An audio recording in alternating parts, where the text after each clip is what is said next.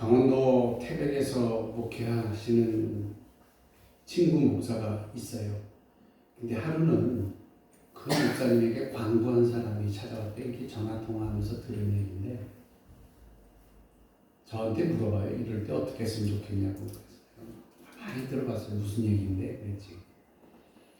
그 광부가 찾아와서 목사님에게 그러더래요. 하나님이 우리 죄를 다 용서해 주신다고, 교회 나오면 다 용서해 주신다고 그랬는데 그걸 어떻게 믿느냐, 그런 얘기를 했더래요.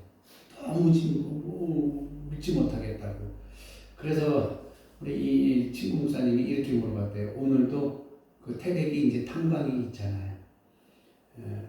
어떻게 갱도에서 나왔냐고 그랬더니, 갱도에서 나올 때는 뭐 갱도 기차를 타고 나오고, 또 아주 깊은 곳에서는 그 엘리베이터 같은 거 그걸로 타고 나오죠 그랬더니, 그래서 물어봤대요. 그러면은 그 기차나 그 엘리베이터 탈 때 돈을 내고 탔느냐 그랬더니, 아이고 목사님 그걸 왜 냅니까? 그 돈을 내는 거는 우리가 아니라 이미 회사에서 그 철도도 갱도에 그 기차 그 철로도 놓고, 그 다음에 엘리베이터 놓는 걸 회사에서 다 해줬는데 뭐 하러 그거 돈을 내고 타냐고. 돈 안 낸다고, 돈 낼 일이 없다고. 그래서 이제 그렇게 얘기했대요. 그래요. 이미 하나님이 회사에서 그 철도와 그 다음에 그 엘리베이터를 넣을 때 들어갔던 시설비와 운영비를 다 낸 것처럼 당신의 죄를 위해서 하나님이 이미 다 지불하신 거다. 그래도 못 묻겠습니까? 그랬더니 아무 말 못하고 나중에 교회 다닌다고 이렇게 연락이 왔어요. 그런 이야기를 하고, 그 사람이 교회 다닌다, 그런 사람이 교회 다닌다 얘기를 해서, 전 둘이 웃으면서, 참 목사님 지혜롭게 대답하셨네. 그 답변을 어떻게 생각해냈어요? 몰라. 하나님이 입술을 열어주신 거야 라고 얘기하더라고요. 우리가요, 십자가를 바라보면서 죄와 죽음에 대해서 생각을 하게 됩니다. 이제 앞으로 며칠 있으면은 사순절이 시작돼요. 그 죄와 죽음으로부터 우리 인간을 끌어올려 주신 값으로 하나님께서는 얼마나 많은 요금을 지불하셨는지 우리는 알지를 못해요. 우리는 그걸 한번 생각해봐야 돼요. 하나님이 우리의 죄를 위해서, 죄와 죽음에서 우리를 살려주시고 건져내주시기 위해서 얼마만큼의 것을 지불하셨는지 우리 생각해봐야 돼요. 그래서 시편 33편의 기자는 이렇게 얘기하더라고요. 하나님을 경외하고 그 사랑을 바라는 사람들을 지켜보시며 죽을 자리에서 목숨을 건져주시고 굶주릴 때 살려내신다라고 시편 33편에 이야기하고 있더라고요. 우리 부모들의 마음도 마찬가지 아니겠어요? 우리 자녀들이 우리에게 용돈을 달라고 그러면은 용돈을 줄 때 마음이 참 좋아요. 그쵸? 그 아이가 그 용돈으로 무엇을 사용하는지는 우리는 잘 몰라요. 그렇지만 아이가 엄마 또는 아빠 용돈 좀 주세요 그랬을 때 주머니에서 툭 꺼내가지고 했다 하고 줬을 때 부모의 마음은 굉장히 좋은 거예요. 그런데 자녀가 다 성장하고 스스로 독립하게 되면은 부모님들 생각이 무슨 생각이 드냐면은, 이제는 애들한테 우리가 필요 없는 존재가 되었나 보다 라는 생각에 좀 외로워하신다고 하더라고요. 쓸쓸해 하신다고. 아닌 게 아니라 요즘 그런 생각을 해요. 저도. 애들이 다 컸어요. 우리도 이제 자기 갈 길들 다 가고 있어서 그 아이들을 생각하고, 예전에는 툭 하면 엄마한테 전화해서 엄마 이건 어떻게 해야 돼 이렇게 묻던 아이들이 이제는 이거 이렇게 했어야 하고 통보를 하더라고요. 그만큼 부모에 대한 인식들의 의존도가 그만큼 떨어진 거예요. 자기들이 할 수 있으니까. 그래서 하나님과 우리의 사이는요, 얘기 안 하는 것보다 의존도가 더 높아져야 돼요. 누구에 대한 의존도가? 하나님에 대한 의존도가 믿음의 생활의 연수가 늘어갈수록 하나님에 대한 의존도가 늘어가야 돼요. 자녀들은 더욱더 자기가 커갈수록 성장할수록 부모에 대한 의존도가 떨어져요. 오히려 부모를 도와줘야 되겠다라고 하는 도우미 역할에 대한 것들은 조금씩 올라가는지 모르지만 부모에게 의존했던 것들은 점점 떨어진다는 거예요. 우리가 나이가 먹고 우리가 신앙의 연수가 늘어갈수록 우리가 해야 될 일은 하나님께 대한 의존도가 그만큼 더 높아져야 된다라는 겁니다. 하나님께서는요, 하나님 당신에게 의지하는 사람들을 가까이 하고 계시고 그런 사람들에게 사랑을 베풀고 계시다는 사실을 알아요. 조금 전 소개해드린 말씀 전에 하나님은 당신을 경외하고 따르는 사람을 지켜보시고 죽을 자리에서 목숨을 건져주신다고 시편 33편의 말씀을 제가 읽어드렸잖아요. 그 말씀은 우리를 보호해 주신다는 이야기예요. 잘못된 길로 가지 않도록 지도하시고 악한 세력으로부터 우리를 지켜주신다는 거예요. 예전에 말씀드렸던 것처럼 우리 인간은 하나님의 도움을 입어야만 살아갈 수 있는 존재예요. 하나님 없이 살 수 있다고 하는 것은 죄악 중에 가장 큰 죄악이에요. 하나님께로부터 보호를 받고 모든 것을 공급받는 우리 인생으로서는 우리의 보호자가 되시는 하나님의 적극적인 지도와 가르침을 통해서 이 세상 속에서 살아가야 된다는 거예요. 그렇게 살아간 인물들이 성경에는 많이 있어요. 그 중에 대표적인 인물이 누구냐면 오늘 본문에 등장하는 아브라함이에요. 아브라함은 하나님께서 뭐라고 말씀하셨어요? 본문에서 내 고향과 친척과 아비 집을 떠나 내가 지시하는 땅으로 가라 했을 때에 두말 없이 아브라함은 따랐어요. 75년 동안 정들었던 땅을 떠납니다.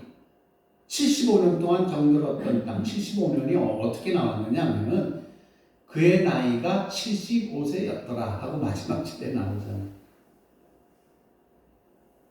전혀 알지 못하는 땅으로 가는 거예요. 이게 보통 힘든 일이 아니에요. 제가요, 여기서 목회할 때에 이 호남 지역에 알고 있는 사람이 아무도 없었어요. 연고지가 없었어요. 그런데도 여기 왔을 때에 제가 여기 면접 볼 때 목사님들이 혹시 호남 지역에 누구 연고 있어요? 누구 있어요? 하고 물어요. 그래서 없다고 그랬어요. 그 낯선 땅에 와서 산다는 게 그리 쉬운 일은 아니라는 거죠. 여러분도 갑자기 어느 날 미국 가서 살다 보면 잘 사시겠어요? 말도 안 통하고 생활, 문화 형식도 다르고 그리고 먹는 것도 달라질 테고 힘들 거란 말입니다. 이 아브라함도 마찬가지였어요. 낯선 땅에 가서 산다는 것이 그리 쉬운 일은 아니었다는 거죠. 내 고향과 친척과 아비 집을 떠나 다 버리고 떠나라는 거예요. 우리는요, 우리가 땅에다 무조건 다 씨를 뿌리는 건 아니에요. 씨앗을 뿌리면 싹이 나서 자라고 원하는 열매를 거둘 수 있으리라는 어느 정도의 확신을 가지고 씨앗을 뿌려야 되는 거예요. 그런 확신이 없으면 씨앗을 뿌릴 필요가 없잖아요. 그렇잖아요. 여러분들 농사를 다 지어 보셨기 때문에 아시겠지만 아무 땅에다가 씨앗을 뿌립니까? 아니잖아요. 여기다가 뿌렸을 때에 가장 크게 이득을 볼 수 있는, 많은 열매를 맺을 수 있는 그런 곳에 뿌리는 거 아니겠어요? 마찬가지예요. 아브라함은 하나님에 대하여 복을 주실 수 있는 분이라고 믿었어요. 그래서 하나님의 명령을 따랐어요. 하나님은 아브라함의 그러한 믿음을 보시고 무엇을 결심하셨냐면 복 주시기로 결심하셨다는 거예요. 할렐루야. 그래서 오늘 제목이 이게 믿음인가 아니면 의심인가라고 하는 제목이 그거예요.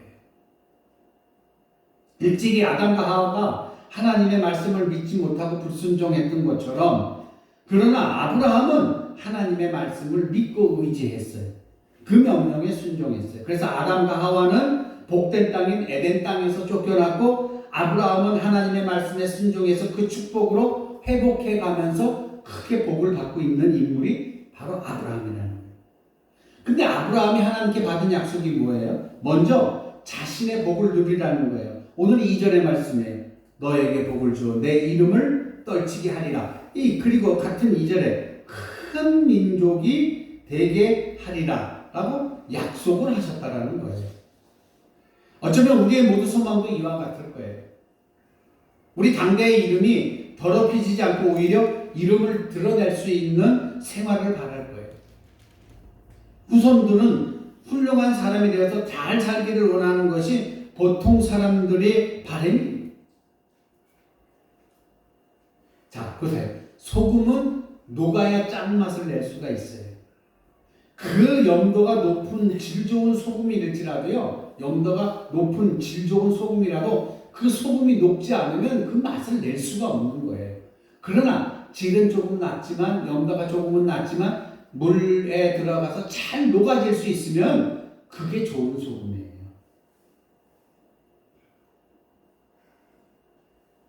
아브라함의 좋은 믿음은요, 오늘도 우리가 많은 사람의, 우리와 같은 많은 사람에게 감동을 주고 있는 거예요. 특히 믿는 사람들에게.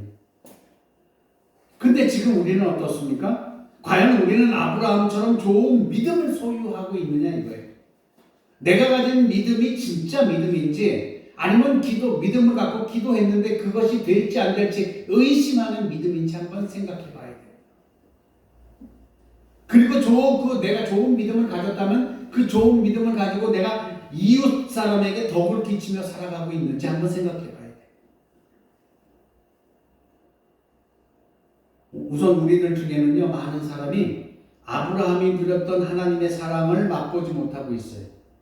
그래서 서로 의심하고 순종하지 못하는 불행한 생활을 하고 있는 거예요. 부모나 형제들에게 사랑을 듬뿍 받고 자란 사람이 다른 사람을 사랑할 수 있어요. 그래서 어린 아기 때 사회화 운동이 필요한 거예요. 그 부모가 얼마만큼 그 아이에게 사랑을 쏟았느냐에 따라서 그 아이가 장차 성장했을 때에 그 아이도 또한 사랑을 실천할 수 있는 그런 아주 좋은 아이로 성장한단 말이에요. 근데 맨날 부모가 싸우고 자기를 구박하고 때리고 그러면 이 아이는 자라날 때 폭력성을 가지고 자라난다고 하잖아요. 그래서 오늘 이 자리에 계신 여러분들의 마음속에는 하나님이 우리를 사랑하는 것처럼 그 큰 사랑을 여러분 마음에 품고 여러분 자녀에게, 여러분 손주들에게 사랑을 나누어 줄 수 있는 귀한 축복된 성도들 되시길 주의 이름으로 간절히 축원합니다.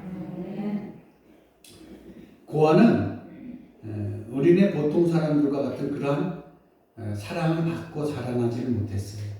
그래서 그들은 부모가 자식에게 재산을 공짜로 준다는 사실에 대해서 잘 이해하지를 못해요. 똑같은 이유로 하나님 없이 살아가던 사람들이 살아가던 그 영적 고아들은요, 하나님이 당신의 모든 것을 준다는 것에 대해서 이해하지 못하고 있는 똑같은 이치예요. 하나님의 사랑을 받지 못했던 영적 고아는요, 다른 사람을 사랑하지 못해요. 자꾸 자꾸 거래하려고만 하는 그러한 습관이 생기는 거죠. 오늘날 그래도 조건 없이 사랑을 베풀고 남모르게 이웃을 돕고 있는 데가 많아요. 대부분이 교회예요. 하나님을 믿는 성도들이 그렇게 돕고 그렇게 생활해 나가고 있어요. 어떤 경우에는 몇 편 안 되는 거 가지고 영수증을 첨부해라, 보고서를 내라, 그런 사람들도 많이 있잖아요. 공공기관에서는 분명히 그래야 하지만 내가 심부름을 시켰을 때에 이 돈이 내가 뻔히 그 물건이 얼마인 줄 알아요. 근데 그 얼마인 줄 아는 돈을 혹시 또 어떻게 할까봐 영수증 띄워와라, 이런 사람들이 있다라는 거죠. 하나님은 우리에게 그런 걸 요구하지 않습니다. 그렇게 까다로우신 분이 아닙니다. 우리는 그런 하나님에 비해 굉장히 까다로운 존재예요. 원 이유가 그렇게 많고 조건이 그렇게 많은지 우리는 여러 가지의 것들을 이유로 대고 조건을 걸고 그리고 우리의 상대방을 어렵게 만들고 있잖아요. 직장 이것저것을 다니는 사람들을 가만히 보면 문제는요, 그 직장에 있는 것이 아니라 본인에게 있어요. 불가피해서 옮겨야 될 경우는 있지만 하찮은 일 가지고 직장을 그만두고 다른 직장을 찾아서 나간다는 사람들이 많아요. 교회를 다니다가 교회가 마음에 안 들어 옮겼다고 하는 사람의 이야기를 들어보면 뭐 일면 타당성이 있는 말도 있어요. 근데 문제는 뭐냐면은 이해와 용서하고 하는 신앙의 가장 기본적인 요소가 그 사람에게 부족했기 때문에 교회를 떠나고 직장을 떠나는 거예요. 왜 사랑을 못합니까? 사랑을 못하는 이유가 있어요. 그게 뭔지 아세요? 이유가 많아서 그래요. 이유가 많아요. 나는 이래서 못하고 이래서 못하고 이래서 못해서 이래서 못하는 거예요. 근데 아브라함은 오늘 본문에 나오는 아브라함은 달랐어요. 아무런 이유가 없었어요. 하나님이 떠나라 하니 하나님의 말씀이기 때문에 믿고 따랐어요. 조카인 롯과 분가할 때도 아브라함에는 이유가 없었어요. 내가 왜 그렇게 해야 됩니까? 내가 먼저 어른이니까 가져야 됩니다. 라고 얘기할 수 있지만 아브라함은 이유를 달지 않았어요. 네, 그렇게 하겠습니다. 그래서 선택권을 누구에게 먼저 주게? 조카 롯에게 먼저 줬어요. 그래서 조카 롯이 먼저 기름진 땅을 선택하잖아요. 그리고 나서 남는 땅은 제가 하겠습니다라고 아브라함은 얘기해요. 어쩌면 사랑은 순서인지도 몰라요. 이 아브라함을 가만히 보면은 사랑은 순서일 수도 있다라는 생각을 해요. 물 흐르듯이 사랑이 많은 곳에서 사랑이 없는 곳으로 흘러가야 돼요. 그렇잖아요. 물이 많은 곳에서 물이 없는 곳으로 흘러가요. 사랑도 마찬가지라고 생각해요. 사랑이 많은 곳에서 사랑이 적은 곳으로 사랑이 흘러가는 거 있어요. 그게 질서예요. 하나님께로부터 믿는 성도들에게 사랑이 흘러들어왔고 우리 믿는 성도들은 믿지 않는 우리의 이웃들에게 하나님의 사랑이 흘러가야 된다는 거예요.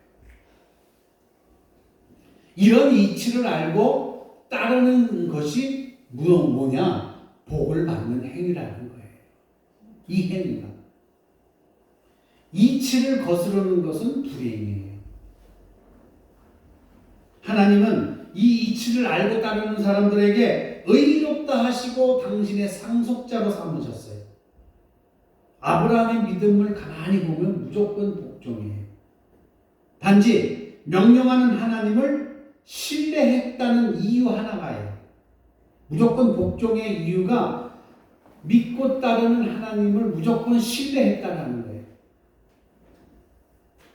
아무리 우리가 조사해보고 따져보아도 상대가 속이려 든다면 당할 재간이 없어요. 여러분 요즘 보이스피싱 있잖아요. 그거 검찰청 직원도 보이스피싱 당한 거 아세요? 속이고자 마음만 먹는 다 속이 다 넘어간다는 거예요. 여러분 백화점이 세일한다고 이렇게 하면은요, 여러분 이거 웬 떡이 하고 세일하는 장소로 가죠. 근데 그게 아니에요. 다 나와요. 세일이 아니에요. 어디 한 군데가 좀 덜 됐거나 아니면 뭐 물품이 좀 오래됐거나 아니면 안 나가는 제품이거나 그래도 백화점은요 자기 본전 차리고 다 차려요. 요즘 또 그 어떤 배달시켜 먹는 그 홈쇼핑에서 보고 먹은 그 소고기 사건 하나 아시죠? 소고기를 시켰는데 썩은 고기 기간 지나고 누렇게 뜨고 상한 고기가 왔다. 참. 소비자는요 선전만 믿고 광고만 믿고 그거를 구입을 해요. 요즘은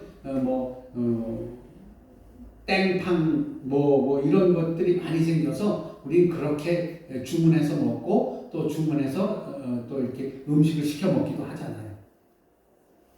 비싸 터져도 백화점 가서 그냥 그 물건 사서 그 허영심 많은 사람들도 많이 있어요. 그 허영심 많은 소비자는요 자기가 갖고 있는 그 허영심 때문에 자꾸 쏟고 또 쏟고 또 속아요. 그러나 천지만물을 창조하신 하나님은 우리를 속이신 리가 없어요. 왜? 하나님은 진실 그 자체이기 때문에 그래요. 영원한 진실. 그분이 하나님이에요. 하나님의 말씀은 그래서 진실이라는 거예요. 진실하게 사는 사람은 복되죠. 거짓으로 사는 사람은 아무리 수고해봤자 말짱 헛거예요.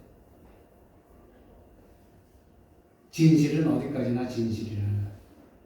거짓이 잠시 판을 치겠지만 언젠가는 진실이 승리할 줄 저는 믿어요. 그렇게 믿고 있어요. 진실은요, 스스로가 내가 진실이요 라고 얘기하지 않아요. 그러나 거짓은 거짓이기 때문에 자기가 진실이라고 얘기해요. 가짜 보석일수록 진짜를 가장하는 것들이 많고요.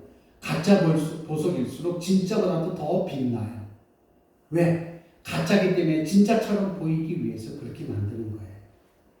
그래서 우리가 신앙생활하면서 하나님의 진리에 순종하게 되면 무의미했던 나의 생활이 의미 있는 생활로 바뀐다는 거예요. 하나님의 진리에 순종하는. 잔치집의 하인들 보세요. 예수님의 말씀에 순종했을 때에 맛없는 물이 변하여 맛있는 최상급의 포도주로 변했잖아요. 성도들의 생활을 보면은 그 사실을 여실히 알 수 있어요. 목사님의 하나님의 말씀을 듣고 겸손하게 따르는 사람들의 생활은 하루하루에 다르게 변화가 돼요. 그 얼굴에 기쁨이 넘치고 말 한마디 하더라도 다른 사람에게 덕이 되는 말을 해요.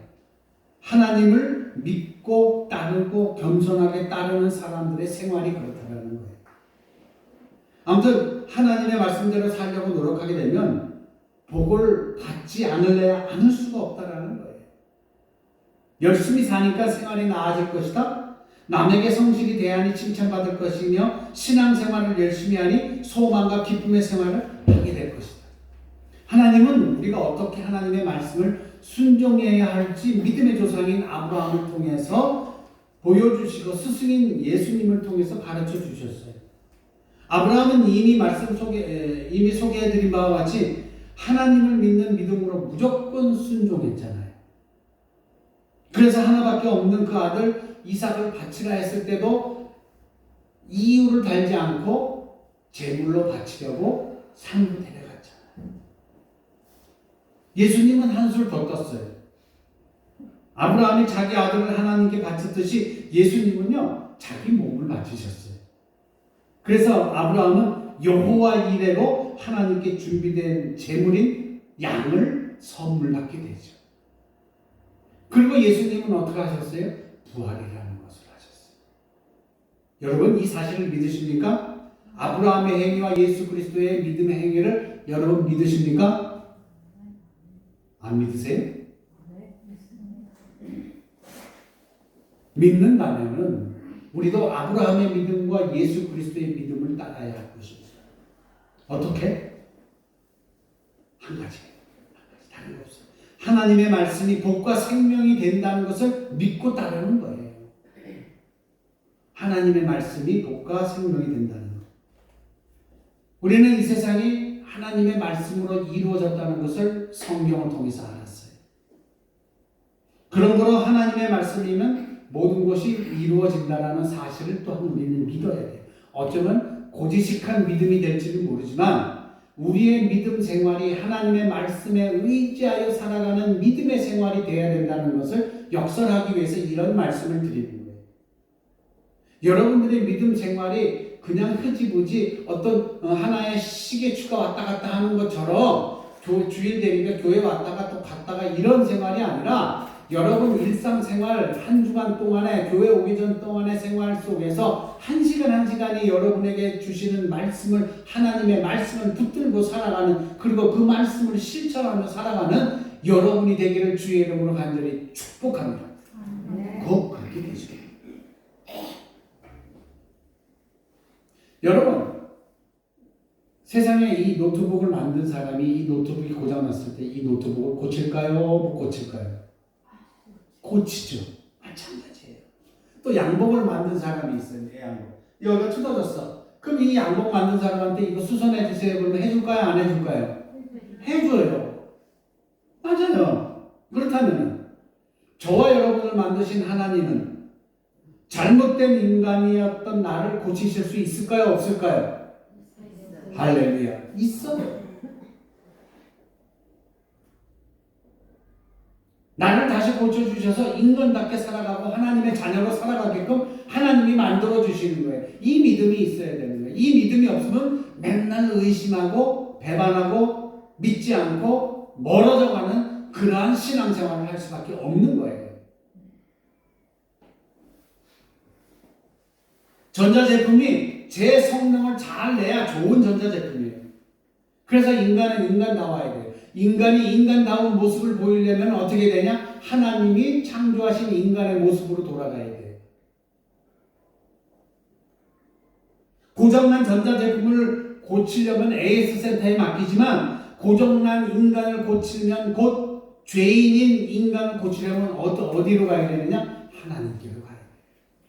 전자제품은 AS 센터로 가지만 고장난 인간은 어디로 가야 돼? 하나님께로 가야 되는 거예요.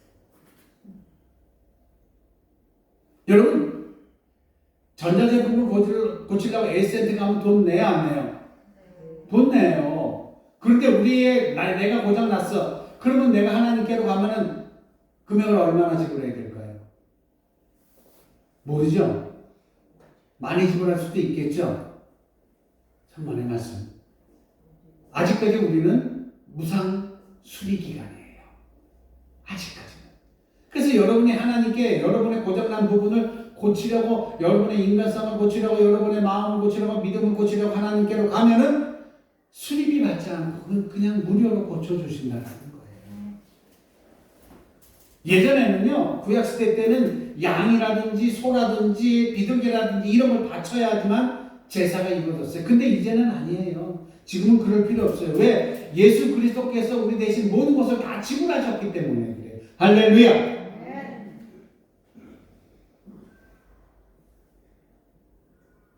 요한복음 2장을 보면 예수의 어머니 마리아가 훈수를 둘려다가 포기하고 뭐라고 말씀하냐면은 이 2장에 보면은 거기에 혼인잔치 이야기가 나와요. 5절에 무엇이든지 그가 시키는 대로 해라.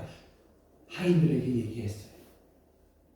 하인들이 그 말을 따랐을 때에 맛없는 물이 최상의 포도주를 만들어냈던 거 아니겠습니까? 사랑하는 성도 여러분 지금 어떤 사람이세요? 고장난 상태이십니까? 아니면 제 기능을 다하고 있는, 그리스도인으로서 제 기능을 다하고 있는 온전한 상태이십니까? 제가 이 시간 말씀드리고 싶은 것은 뭐냐면은 여러분은 이미 수리해달라고 맡기신 상태예요. 그게 그리스도인이에요. 아주 소망스러운 생활을 하고 계시다는 사실이에요. 이 사실을 믿고 열심히 생활하면 많은 변화가 여러분에게서 일어남을, 그 변화가 일어나는 것을 어느 날 발견해서 기쁨과 감사가 넘치는 여러분들 되시길 주의 이름으로 간절히 축원합니다.